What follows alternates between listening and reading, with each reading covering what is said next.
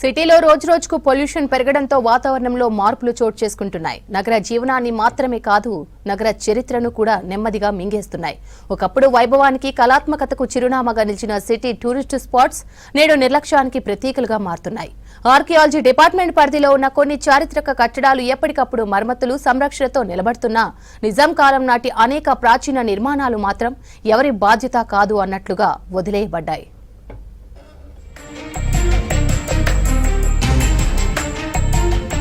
Hyderabad old city ప్రాంతం నిర్లక్ష్యానికి నిలువెత్తు ఉదాహరణగా మారింది.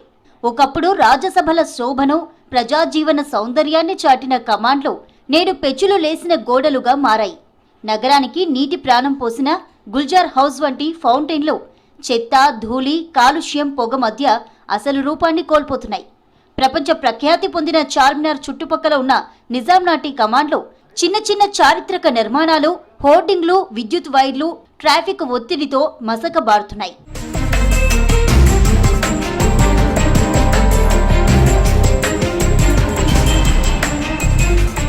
ఒకప్పుడు కాలాన్ని ఖచ్చితంగా చూపించిన పురాణి హవేలీలోని గడియార గోపురం ఇప్పుడు ఆగిపోయింది. వ్యాపారం, ప్రయాణాలకు ప్రధాన మార్గంగా ఉన్న అఫ్జల్గంజ్ బ్రిడ్జ్ పరిసరాల్లోని పాత కమాండ్లు, గోడలు నగర విస్తరణ ఒత్తిడికి తట్టుకోలేక చెరిగిపోతున్నాయి.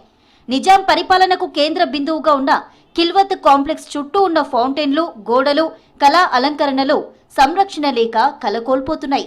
మన సంస్కృతి, చరిత్ర, వారసత్వం క్రమంగా కనుమరుగవుతుందని చెప్పాలి.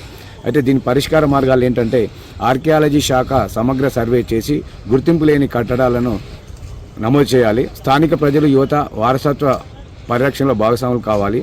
హెరిటేజ్ వాక్స్, అవగాహన కార్యక్రమాలు నిర్వహించాలి. ట్రాఫిక్ నియంత్రణ, కాలుష్యం మొదలైనటువంటి కార్యక్రమాలు చేయాలి.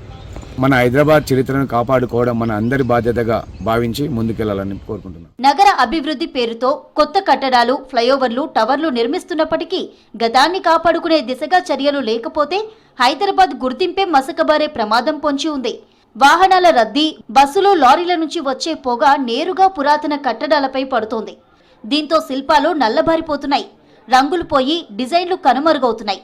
ట్రాఫిక్ ఒత్తిడి ప్రభావంతో భారీ వాహనాలు వెళ్లే సమయంలో చారిత్రక కట్టడాలపై తీవ్ర ఒత్తిడి పడుతోంది. వాటికి వచ్చే వైబ్రేషన్లతో గోడల్లో చిన్న చిన్న పగుళ్లొస్తున్నాయి. రోడ్లు వెడల్పు చేయడంతో చుట్టూ స్థలం తగ్గిపోతోంది. ఖమ్మం జిల్లాలో బౌద్ధ ఆరామ క్షేత్రాలు ఉంటాయి, ఇతర ప్రాంతాల్లో కట్టడాలు ఉంటాయి. వాటికి సంబంధించి ప్రత్యేక దృష్టి కేంద్రీకరించాలి.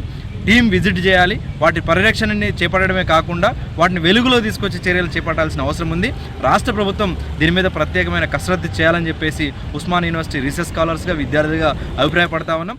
చరిత్రను కాపాడుకోవడం అంటే కేవలం రాళ్లను నిలబెట్టడం కాదు, ఒక నగర ఆత్మను రక్షించడమనే సత్యాన్ని గుర్తించాల్సిన అవసరం ఎంతైనా ఉందంటున్నారు నిపుణులు. లేకపోతే రేపు మన తరం చెప్పుకునే కథలకే ఆధారాలు లేకుండా పోయే పరిస్థితి తప్పదంటున్నారు.